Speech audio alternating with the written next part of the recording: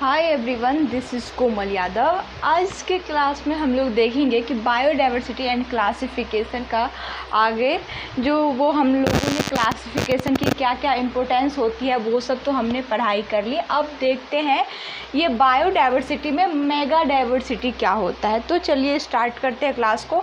Mega diversity, अगर किसी area में स्पीसीज़ों की वेरिएबिलिटी ज़्यादा होती है उस एरिया की डाइवर्सिटी को मेगा डाइवर्सिटी कहते हैं। मेगा से समझ में आता है बहुत बड़ा और डाइवर्सिटी मतलब विभिन्नता। तो जिस एरिया में स्पीसीज़ों की वेरिएबिलिटी बहुत ज़्यादा, डाइवर्सिटी ज़्यादा होती है उस एरिया को मेगा डाइवर्सिटी सेंटर कहा जाता है।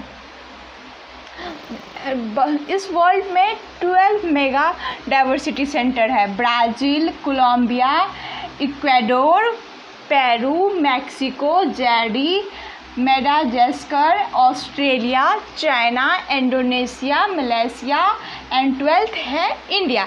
ये सारे जो होते हैं वो वर्ल्ड के हाफ मतलब वर्ल्ड के जो हाफ डाइवर्सिटी होता है उसको कवर अप कर लेता है ये पांचों सेंटर मिलके।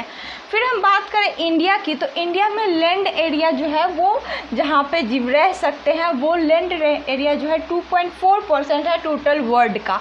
लेकिन ये जो है वो 8% स्पीसीज़ जो है कंटेन्स करता है टोटल वर्ल्ड में। टोटल वर्ल्ड या अर्थ पे जितने सारे स्पीसीज़ होते हैं उसके 8% स्पीसीज़ जो होते हैं वो इंडिया में प्रेजेंट होता है, जबकि टोटल लैंड का 2.4% ही वर्ल्ड में जितने लैंड है वो 2.4% लैंड ही इंडिया में प्रेजेंट है। फिर भी 8% स्पीसीज जो है टोटल वर्ल्ड का इंडिया में है। Presently non members of living organism is 1.7 to 1.8 million. बोला जा रहा है कि इस लिविंग ऑर्गेनिज्म, इस वर्ल्ड में अभी लिविंग ऑर्गेनिज्मों को जितनी की खोज की गई है वो 1.7 से 1.8 मिलियन है। लेकिन कुछ साइंटिस्ट जो है वो पहले से अंदाज़ा लगा के रखे हैं कि टोटल स्पीसीज जो है वो 10 मिलियन है, जबकि अभी तक पूरा वो खोज नहीं किया है, लेकिन उन्होंने एस्टिमेट करके रखा है कि टोटल इतने सारे एनिमल्स हैं। तब तक इसको स्क्रीनशॉट लें या फिर पॉज करके। तो हम बात करिए कि इतने सारे वेरियस सिस्टम ऑफ क्लासिफिकेशन, मतलब इतने सारे जो वेरिएशन है तो उसके लिए क्लासिफिकेशन की ज़रूरत पड़ी। तो जैसे जैसे टाइम अब बीतता गया अलग अलग साइंटिस्ट आए और अलग अलग टाइप के सिस्टम ऑफ क्लासिफिकेशन दिया।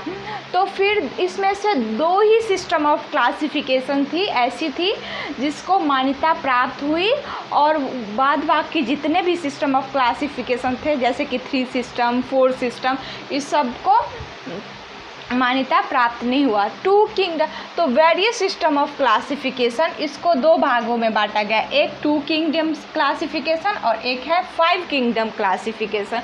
तो 2 किंगडम क्लासिफिकेशन जो है वो कैरोलस लिनियस के द्वारा 1758 में दी गई, जिसमें इसमें सिर्फ और सिर्फ जितने भी ऑर्गेनिज्म थे उसको 2 ही सिस्टम में बांटा, 2 ही किंगडम में बांटा गया। एक था जिसमें प्लांट्स को रखा गया उसको प्लांट किंगडम बोला गया, और एक में सिर्फ और सिर्फ एनिमल को रखा गया तो उसको एनिमल किंगडम बोला गया। तो ये जितने सारे थे, और सबसे ज़्यादा इन दोनों में भी सबसे ज़्यादा वेरिएबल जो है वो है 5 किंगडम क्लासिफिकेशन, जो कि R.S. व्हिटेकर के द्वारा 1969 में दिया गया। इसमें ऑर्गेनिज्म को 2 भागों में पहले बांटा, प्रोकैरियोट्स एंड यूकैरियोट्स। तो प्रोकैरियोट्स में आते हैं मोनेरा, जिसमें सारे बैक्टीरिया वगैरह आते हैं, जितने भी माइक्रो ऑर्गेनिजम्स होते हैं वो प्रोकैरियोट्स में आते हैं। फिर यूकैरियोट्स को यूनिसेलर और मल्टीसेलर में बांटा गया। यूनिसेलर में आता है प्रोटिस्टा, ये यूकैरियोटिक यूनिसेलर है। प्रोटिस्टा जो है वो यूकैरियोट जिसमें डाई एटम्स वगैरह आते हैं। फिर मल्टीसेलर ऑर्गेनिज्म को विद सेल वॉल और विदाउट सेल वॉल के रूप में बांटा गया। विद सेल वॉल में फंजाई में सेल वॉल होते हैं, लेकिन इसमें फोटोसिंथेसिस नहीं होता क्योंकि इसकी जो सेल वॉल होती है वो काइटिन की बनी होती है। Cell wall made in chitin, लेकिन प्लांटिंग में जो होता है वो फोटोसिंथेसिस होते हैं क्योंकि इसके जो सेल वॉल होते हैं वो सेलुलोज के बने होते हैं। सेलुलोज के। फिर विदाउट सेल वॉल में ग्रुप एनिमल किंगडम एनिमेलिया आता है जिसमें एनिमल्स को रखा गया है। तब तक इसकी स्क्रीनशॉट ले, फिर हम बात करते हैं।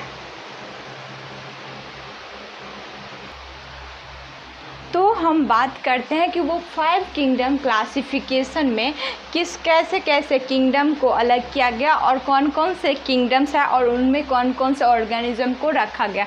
तो 5 किंगडम क्लासिफिकेशन, 5 किंगडम क्लासिफिकेशन ये है।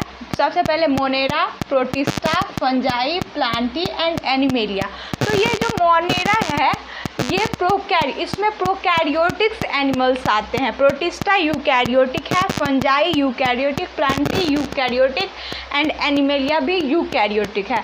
ये प्रोकैरियोटिक है। प्रोकैरियोटिक एनिमल्स जो होते हैं उसमें जो न्यूक्लियस होता है उतना डेवलप नहीं होता, उसमें न्यूक्लियोइड प्रेजेंट होता है। ये जो होते हैं ये एक्सट्रीमली स्मॉल्स, मतलब इसमें जो बैक्टीरिया वगैरह होते हैं तो उसके तो साइज छोटे होंगे ही, एंड स्ट्रक्चरली सिंपल, इसके जो स्ट्रक्चर्स होते हैं वो बहुत साधारण होते हैं, एंड इसमें जो ऑर्गेनिज्म प्रेजेंट होते हैं वो बहुत छोटे छोटे होते हैं जिसको हम माइक्रोस्कोपिक लेवल पर देखते हैं। तो ये सिंपल होते हैं, यूनिसेलुलर होते हैं एंड माइक्रोस्कोपिक होते हैं, मतलब सूक्ष्मदर्शी है। ये प्रोकैरियोटिक एनिमल होते हैं। इसमें जो होता है वो वेल वॉल इज प्रेजेंट।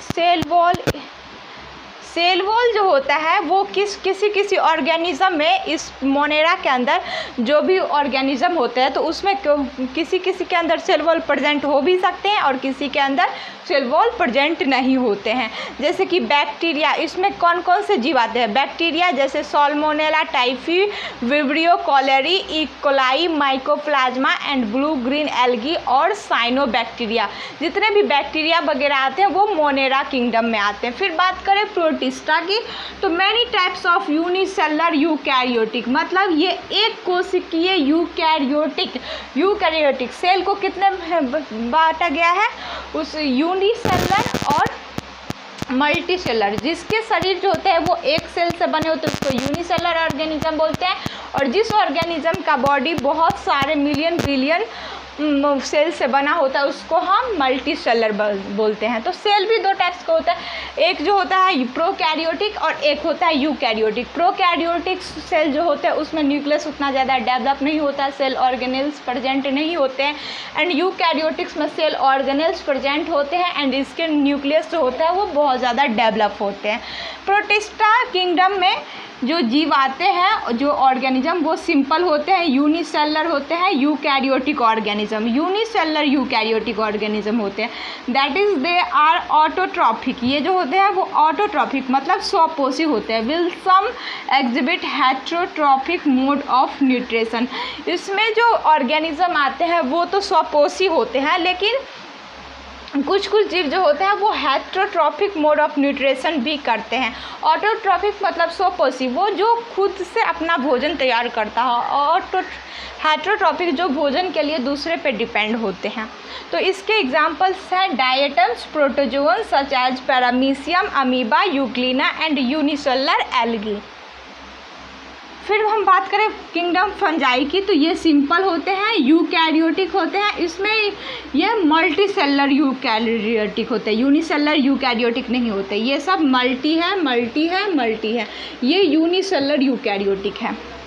तो इसके जो ऑर्गेनिज्म होते हैं वो सिंपल होते हैं, यूकैरियोटिक, और इसमें जो होता है वो नॉन ग्रीन ऑर्गेनिज्म होता है, वो ग्रीन नहीं होता, इसमें फोटोसिंथेसिस नहीं हो पाता है।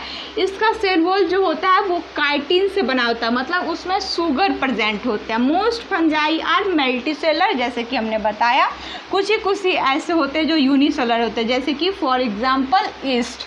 फिर बोले some fungi lives in symbiotic forms, मतलब बहुत कुछ फंजाई ऐसे होते हैं जो सिम्बायोटिक फॉर्म्स में होते हैं, मतलब फंजाई और ये कुछ एल्गी भी होते हैं वो भी सिम्बायोटिक्स होते हैं। जैसे कि धान के खेत में जितने भी बैक्टीरियाज होते हैं उसके अंदर ये फिर सिम्बायोटिक फॉर्म मतलब सहसंबंध बनाता है। फिर some algae lives in symbiotic forms, और ये है म्यूकर एस्परजी। फॉर एग्जांपल इसके जो फंजाई के एग्जांपल है mucor aspergillus, penicillium, rhizopus, agaricus, yeast. फिर हम बात करें प्लांटी की, तो प्लांटी में जो है वो मल्टी सेलर यूकैरियोटिक ऑर्गेनिज्म आते हैं। ये होते हैं ऑटोट्रॉफिक्स, मतलब स्वपोषी होते हैं, ये अपना भोजन खुद तैयार करते हैं। सेल वॉल जो होता है इसका वो मेडअप ऑफ होता है सेलुलोज का। Classified as bryophyta, thallophyta, pteridophyta, gymnosperm, मतलब प्लांटी वर्ग जो होता है उसको बांटा गया है ब्रायोफाइटा में, थाइलोफाइटा में, टेरिडोफाइटा, जिम्नोस्पर्म और एंजियोस्पर्म में। ऑल द फोटोसिंथेटिक प्लांट्स जो होते हैं वो प्लांटी किंगडम में आते हैं। और एनिमेलिया की बात करें तो ये मल्टीसेलर यूकैरियोटिक्स हैं। दिस ऑर्गेनिज्म आर हेटेरोट्रॉफिक, ये ऑटोट्रॉफिक नहीं होते, ये डायरेक्टली अपना भोजन खुद से तैयार नहीं करते, ये पौधों पर निर्भर होते हैं, फिर वहाँ से जो अनाज प्राप्त होता है वो हम फूड बना के खाते हैं। तो can not manufacture one food.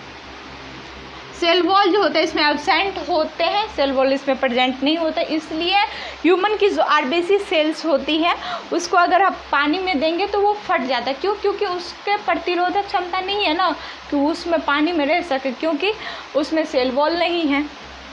तो वो हमने सब कुछ देख लिया। मोनेरा में क्या है, प्रोटिस्टा, फंजाई, प्लांटी, एनिमेलिया, ये जो है 5 किंगडम क्लासिफिकेशन है।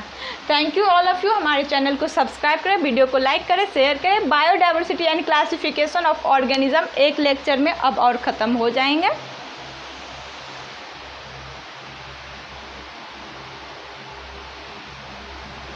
अगर अच्छे से नहीं दिख रहा हो तो अब स्क्रीनशॉट कर लेना। Thank you all of you.